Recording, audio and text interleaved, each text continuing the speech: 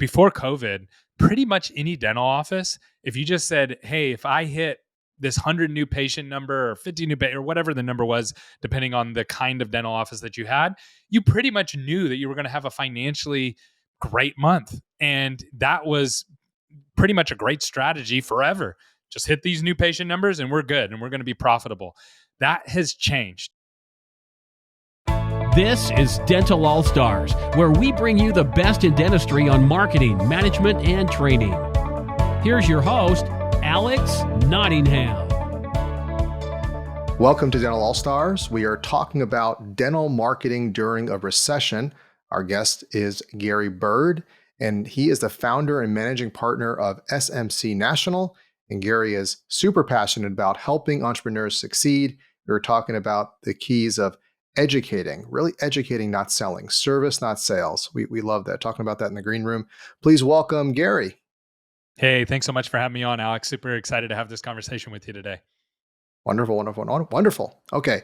So topic being dental marketing during a recession. I asked you about some things you talk about, and that just jumped out at me because we definitely are having some economic challenges, inflation, hiring situations very difficult. I may not have mentioned this to you, but we have a hiring service as well to help dentists, and that's been very busy, but it's been very hard out there. So hard to find people, competition, corporate dentistry, a lot of things go on, a lot of competition.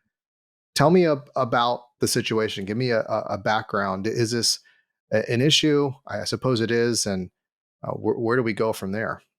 Yeah, so let's first frame what the problem is and why dentistry feels so much different now than it did before COVID. So before COVID, pretty much any dental office, if you just said, hey, if I hit this 100 new patient number or 50 new or whatever the number was, depending on the kind of dental office that you had, you pretty much knew that you were going to have a financially great month. And that was pretty much a great strategy forever. Just hit these new patient numbers and we're good and we're going to be profitable. That has changed. It's not the same now. Well, why has that changed? Well, first of all, you said it. The labor market's totally different. So you're paying a hygienist double what you were paying before COVID. That really hurts you. And the cost of dental school has gone up. So associates are have to be paid a lot more, and they're looking for a lot more. So that changes everything as well. And then you have the cost of goods have gone up. And then inflation has gone up as well. So that means your patients are probably buying less dental treatment or coming less often. And so when you get hit with all these things at the same time, the strategy of just get more new patients doesn't necessarily work. You have to think a little bit deeper, and you have to work through this problem a little bit deeper. And most dental offices are not sophisticated enough with their numbers because of the practice management softwares don't allow you to extract basic data like you would at my company. You can go into my CRM and see everything. I'm sure it's similar at your company and any company out there, but in dental, it's very nuanced. And a lot of that has to do with the PMS structure. So you can't pull a lot of the numbers and do a lot of the forecasting. Also, then you have revenue cycle management isn't where it needs to be yet because most dental offices aren't doing accrual accounting. They're doing cash-based accounting, meaning they're collecting money today that came in 6 months ago from the insurance company. So this makes everything super complicated. So you have to understand those obstacles. You have to understand these walls before you can really step in and start to solve it. And so that's the first step. So I'll stop there and see if you have any questions on that before I move into now, if we understand those things, now how do we solve it? Well, I was very impressed. You're talking about accrual versus cash-based accounting. That's very impressive for a marketing guru to know about that. Very advanced. Certainly. Look, I said this before in some of the webinars that I do, that just in general, dentists that have kind of been cultivated have thought if I build a great business, they will come. Like the field of dreams, if I build it, they will come. It doesn't work that way. And my whole family are dentists and doctors, and I'm the black sheep. I'm the lawyer, and they just believe that we're great at what we do. People should work with us. It doesn't work. It's marketing. It's all about marketing. I was watching this documentary and it's a terrible thing with the Oxycontin company, Purdue. They were amazing marketers. The product was wrong, but they marketed it. They took advantage. But it just shows you that it's you have to be quality. Look, in dentistry, you have to be quality just to play the game, to stay in business. Yeah. And then it becomes, how do you market yourself? How do you build your brand with respect to that? And because nowadays, because competition has increased, as you talked about, the labor force and so on, it's gotten so it becomes more and more difficult. And then the recession. So I guess what I'm asking, Gary, is just the nuances. So in general, it's been different over the last, 30, 40 years. And, as dentistry has become more complicated, as there's been more consolidation. But what does a recession add to it, and inflation, that's unique to like what Yeah, is so let me give looming? you a super specific example Yeah. right now. So normally you would say, "Hey, if I can just get to 100 new patients, then my whole business model works." But now Okay. people are still they're hitting their 100 new patients and it's not working. They're ending up at the end of the month or the end of the quarter with less money in their pocket, their owner doctor.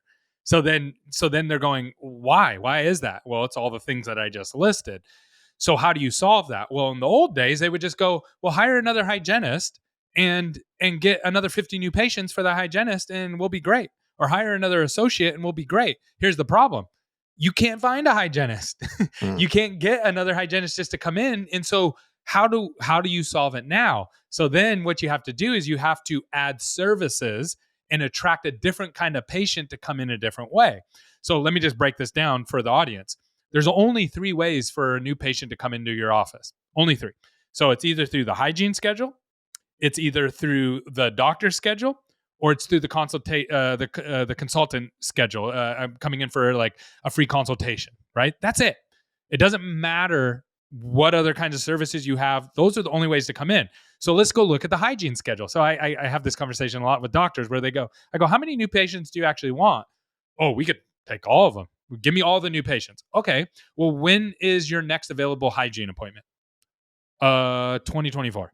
Yeah, And you're it's right. like, so it's like, oh, well, I can't market. It's impossible for me to market that. There's no one looking for a dental appointment for get their teeth cleaned 2 months out. They're looking 2 days out, maybe 3 days out at the most.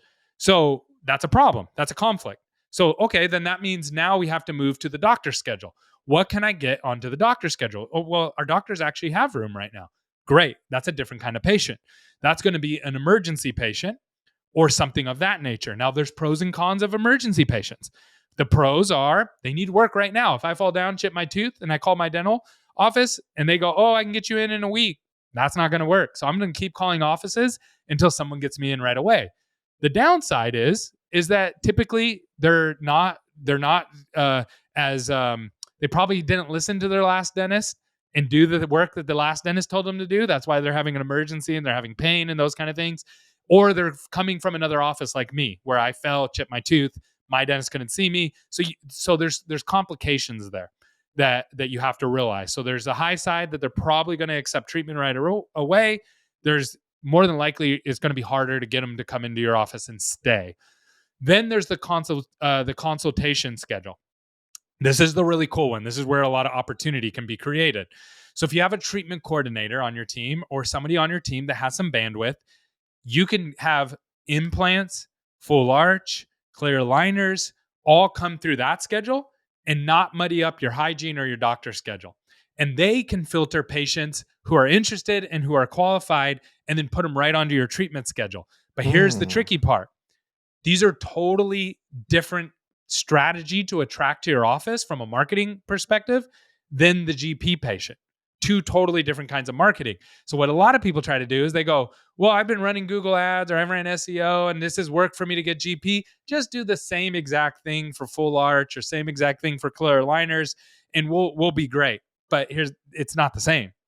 They're a different kind of patient and you have to understand that and market to them differently to be able to get those kind of patients to come into your office. Yeah, I really like how you think these things through. You added another. Besides being a lawyer, boo, I'm also MBA, and so you're covering these concepts about, right. We talked about accounting. Now you're getting into economics, supply demand, right?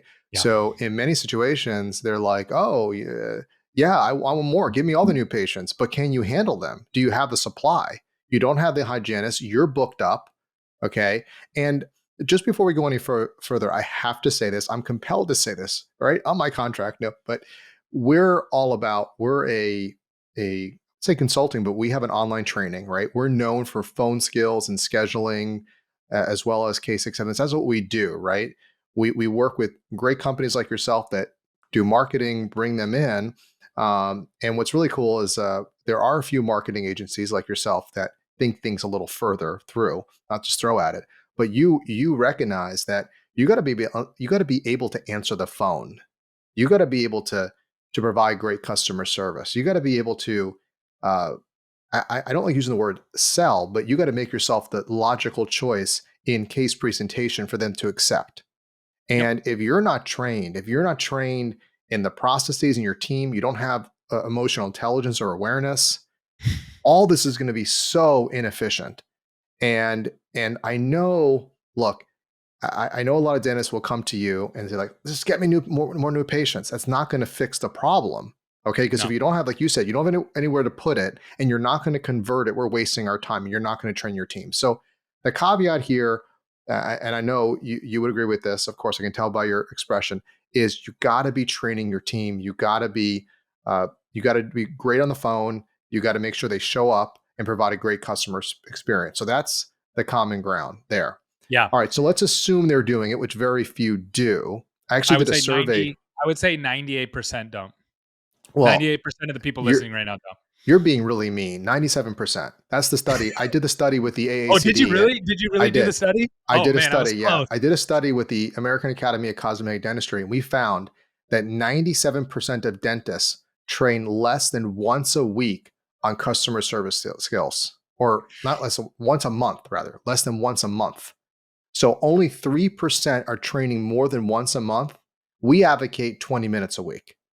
So I'm a little more generous than you, but you were close. That was Between crazy. two to That was three, that close. yeah, it's pretty poor. So So let me. what's exciting for those that are listening is we can say, wow, if it's that bad, then if I can just be better, then like there's only few that are doing it, right? Because everybody worries about they're worrying about corporate dentistry. Some corporate do it well, some don't, but they're worrying about all these factors. I always say that you can make the economics and the recession practically irrelevant if you do some of the basic things that we're talking about, training your team, okay, and customer service skills, thinking through your process, being strategic.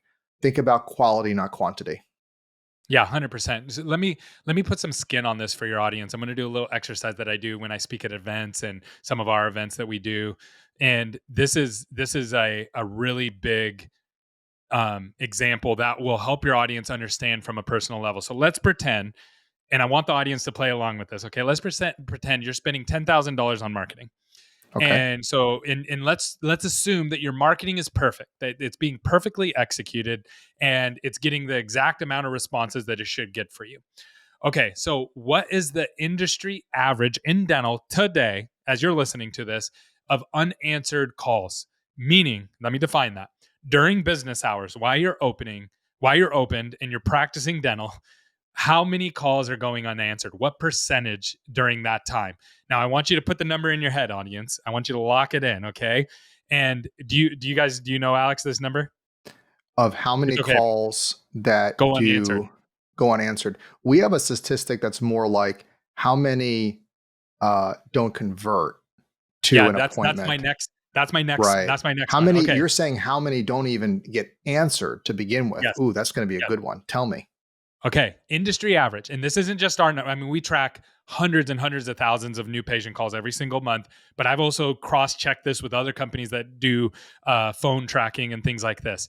Right now, today, it's 35%.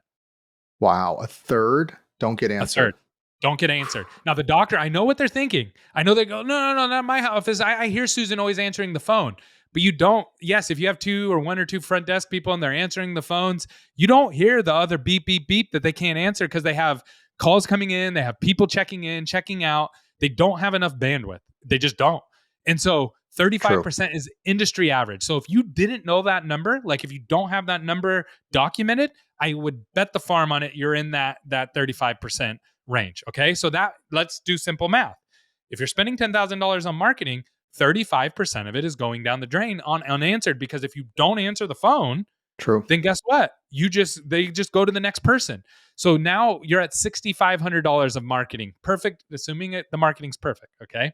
So now, what is the average conversion rate when you do answer the phone for not all patients, for just marketing patients? Just marketing. And most people don't track this. Most people track everybody, and that's a problem. And I'll explain why that's a problem in a moment. But let's just boil it down. It's 50%. The average conversion rate for a marketing new patient coming to your office is going to be around 50%. And that's just if your front desk, they have some training, but there's no accountability there. The Right. reason that commingling marketing with patient referrals, so let's say take an office, they have 100 new patients a month, and 50 of them are coming from marketing and 50 of them are coming from patient referrals. Patient referrals or doctor referrals convert at about 100%. Why? Because someone else already did the selling. So if I go to you, Alex, and I say, you say, man, I need a dentist to go to. And I go, Alex, you should go to ABC Dental Dentistry. They're amazing. They're the best. You're going to Different. convert. Yeah, it's different. Yeah. You're going to convert. Even if the front desk doesn't even know what they're doing, you're still going to go there because I told you that they're amazing. But the marketing patient, not so much. So you actually have to have coaching to get above that 50%. And then not only coaching, you have to have accountability. So you have to have somebody answer. This is how you answer the phone. And then you have to hold them accountable to get that percentage up.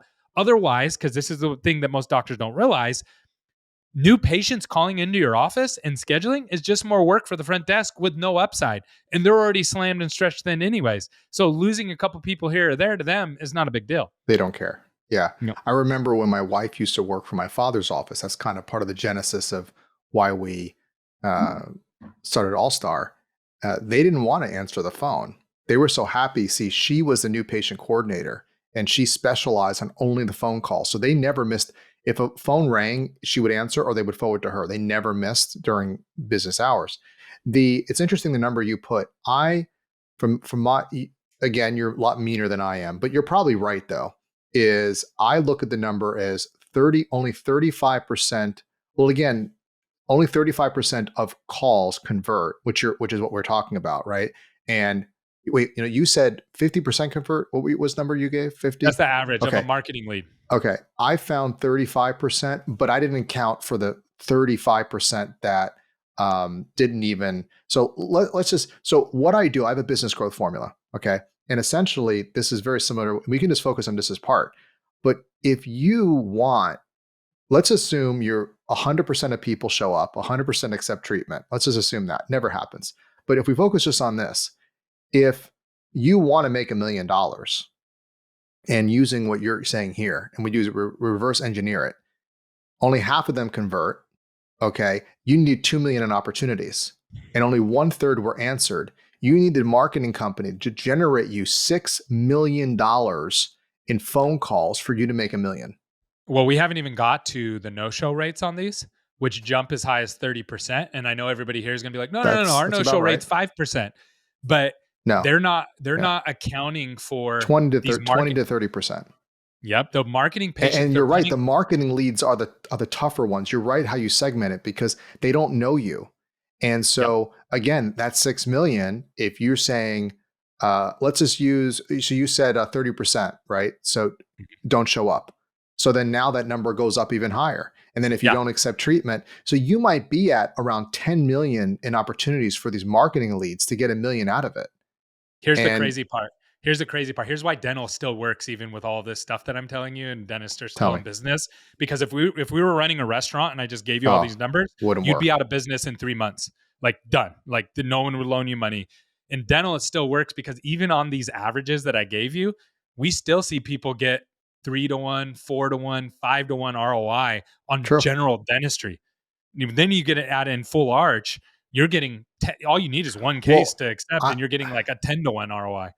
I heard an executive from a well-known lab who told me the reason corporate dentistry is so hot is they see how inefficient dentistry is and how much money They say, listen, I know I can acquire you and I'm much more efficient than you are. I'm going to get more money out of it, even though I got to, because they're paying dentists good money. They're Yeah. paying them $300,000 to $500,000, but they're working them like horses. Yeah. And they're making, because they're taking up that inefficiency, they're making the monies on all those 100%. inefficiencies that they can fix. They have economies of scale and so on. And so what I see in dentistry, and you see this, is you have a split, right? Now you do have the oddball, and I know we work with some DSOs that are great with customer service and they hold that line. But you're going to have a split for the most part of some of these corporate practices that are going to get to the lowest common denominator, and people are price sensitive. Dentists, even though, and they're very efficient. Now the dentists that will be successful, and many of them are fee for service, we help them get to that, is that you have to listen to what we're talking about. You have to be good, not just at the marketing, but the business skills. You got to think this through, and you have to Mm, clear these inefficiencies, especially if you're smaller and you want to be quality. Because if you want to be quality, you're going to invest in good people, right? So you got to get rid of these inefficiencies. And the 100%. recession, what I think the recession does is it's kind of like you said, you can be so inefficient. And when the economy's great, everybody's making money. It's funny. Yep. They're like, oh, buy this stock, buy this mutual, or buy this. It's like, listen, in a good economy, every stock is doing well. Yeah. It's like, of course it's going to do well. But when it's not, so the point is when the recession happens, it really shows you where you're weak and where you Yeah. need to improve. And some don't make it, but some it just shows how difficult it once was and is. 100%. 100%. Yeah. And you have to figure these things out if you want to grow. That's the other thing, is that a lot of dental offices have reached this glass ceiling, I call it, where they're just like, man, we're just not growing. And the reason they're not growing is they don't even see the delta between, here's our attrition, here's how many new people we're bringing in. It's simple business, right? Like, if you're bringing in 10 new patients, but you're losing 20 every single month, True. and you can't see that, you literally can't see that, because the data is all mingled together and everything's mixed together, you're slowly dying. And you're like, why am I not growing? I spent more on marketing. I got more new patients. Why is it still not working? What is it? And Working harder, not smarter. yeah, exactly. Yeah, the uh, definitely see that going on, and it's hard for. I do have compassion. I know you do too, Gary. We specialize in business. We get to play business all day long. We don't have to go to the office and drill. Yeah, And I know I grew up, my father being a dentist. It's difficult, and most dentists are not conditioned. They didn't go to dental school to be a great business. I mean, you 100%. and I'm sure, at least I can speak for myself. I love business, right? And I enjoyed that. I cultivated that. That was my passion. So I got to do the one thing that I love to do. With dentistry, they want to do the clinical stuff. And you're right, the practice management software isn't geared towards that, but they don't want to look at that. Actually, Mm, probably the practice management software was built by dentists because they don't want to it see is. that stuff. It They is. want to Yeah. see veneers, crowns, fillings. That's their happy place. It's Yeah. happy. They don't, and I'll tell you, dentists run from the front office. They don't want to be there. They don't want to talk to people there. They just want to they want to show, here's my patients. And I get it. That's your inclination, but that's where it's important to partner with companies that can help you, coach you. I'm big on coaching, consulting. We do that. We have online training. You got to have a great marketing company like Gary, and companies, not just marketing companies that are just going. I'm going to send you leads. It's they coach you. They get you to think, because they're not Yeah. stupid. They know, and we're the same way. We have perfect reviews. We do that because we're very careful who we bring on, and if they're Yeah. not a good fit, here's your money back. Just go. Let's be friends. Whatever. But the idea is you got to pick people that are going to tell you things you may not want to hear, and be Mm, willing to hear it. And those are the dentists that will thrive and will yep. be able to overcome these situations. So we don't even think of ourselves as a marketing agency. Actually, we were at Dykema and our booth said dental marketing agencies are dead. And the reason that we said that is because I do this again in front of audience, right? We did a boot camp at Dykema, and I asked people, how many pitfalls are there between when a patient clicks on an ad until a patient is saying yes in the chair? And people are like 5, 20, 30. And I pull up this board and I show them in a funnel style. Here's all the pitfalls that we track, because we have a CRM that we've built that we use to track everything and everything that's going on with the patient that integrates with the PMS. So we track all this. There's over 100 pitfalls, and each of those Wow. 100 have subcategories anywhere between 5 and 30. So you're talking about hundreds and hundreds of pitfalls that the patient could potentially fall through. Most of them are invisible and to the practice. So when we tell people dental marketing agencies is dead, what I mean by that is, if you're just like, hey, Mr. Marketing person, send me leads and we'll take care of the rest, there's a chasm of about a couple hundred things that patient can fall through. Your front desk isn't watching for those things. Your treatment coordinator isn't thinking about those things. And the marketing company's not either.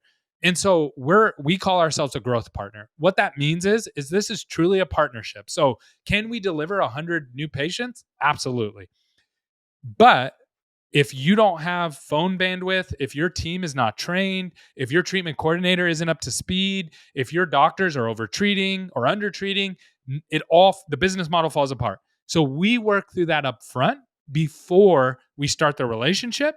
And we actually are going to ask you, how many spots do you have open on your calendar before we even have a conversation? When we're going to secret shop your front desk and we're going to listen to them and go, they're not up to speed. Are you okay with us training them or using somebody like you to train them? We're Sweden. We don't care how they get trained. That's good. We just Smart. want them to have the skill set. Oh, well, And I will say though, Sweden, take a side on this though. Service training, not sales training. 100%. Yeah, it's giving people the option to be able to figure out if you're the right option for them to get the dental work that they want to get done. Now, Garrett, I'm going to put a link in the show notes to your wonderful podcast, and I got a chance to listen to it. You have a few of them. I know the marketing one is very popular, and Dental marketing theory. Yeah, that's fun. And now let me ask you this. Tell me a little bit about you, Gary. I know I did a very short introduction, but what got you into doing what you're doing? What drives you? What's your passion? That's awesome. So, great question. So, I actually ask this question of every guest that comes on my podcast, and they're all in the dental industry. How did you get into the dental industry? And here's the fascinating thing that I have found. Dentists and hygienists are here on purpose, usually because of their family members, and pretty much everybody else is here by accident. So I stumbled into the dental industry on accident. I was a marketing person. I started in 2008 during the recession. I started my own business. I was doing email marketing, which was like cutting edge at that time. There was no softwares out yet to help people send out emails. So I was doing that on their behalf. And I bumped into a dentist and they said, can you help me with some of the different marketing stuff that you're doing? And I said, yes. And we helped them go from $80,000 to over $400,000 a month. They went from one doctor to four doctor over several years. And they started referring us to a ton of dentists. And we were able to repeat that over and over and over again. And through that, we finally decided, you know what, we need to only be dental. So I lopped off half of the company and said, we're just focusing on dental. And then since then, we've continued to niche down where now we're at the point where before we start working with somebody, we're just like, okay, how many new patients do you want? And what kind of patients do you want? And so we have events that we do where we'll educate dental offices on how to market for clear aligners, full arch, GP, pedo, whatever kind of patients you want. We'll teach you how to do it yourself. And if it's complicated and you go, hey, I don't have the manpower or the time to do that, then you can work with us. That's kind of our strategy. And my passion is really just growing. So our company why is we're always growing. What that means is, first of all, our team, we want them to always be growing. Our team members, we want them to grow personally and professionally. We want to create a work environment where they love being, they want to be here, and that creates a great experience for our customers. Second, we want to help our clients grow. We want them to grow and their team to grow as well. We do that through coaching and marketing. And I will say this, just so you know, Alex, if someone comes to us and goes, just coach us without the marketing, we don't do that. Our marketing clients, we've realized there has to be some kind of coaching. So again, use Alex, market with us, or use whatever. Like, we just want you to win. So we do whatever it takes to help you win because we're a growth partner. And then lastly, if we do those two things, if our team is growing and they're excited to be here and our clients are growing, then our company will grow as a byproduct, not as a main goal. And we've been on the Inc. 5000 list 3 years in a row, fastest growing companies in the United States. We just made the list for the third time, top 1,000, something we're super proud of. Wasn't something that we set out to do, but again, it's a byproduct of that kind of thinking of, okay, if we help our team, if we help our clients, then a byproduct is our company's going to grow. It's music to my ears. Beautiful. Thank you, Gary, so much for being on the show. And remember to follow us on Apple Podcasts, Spotify, and YouTube.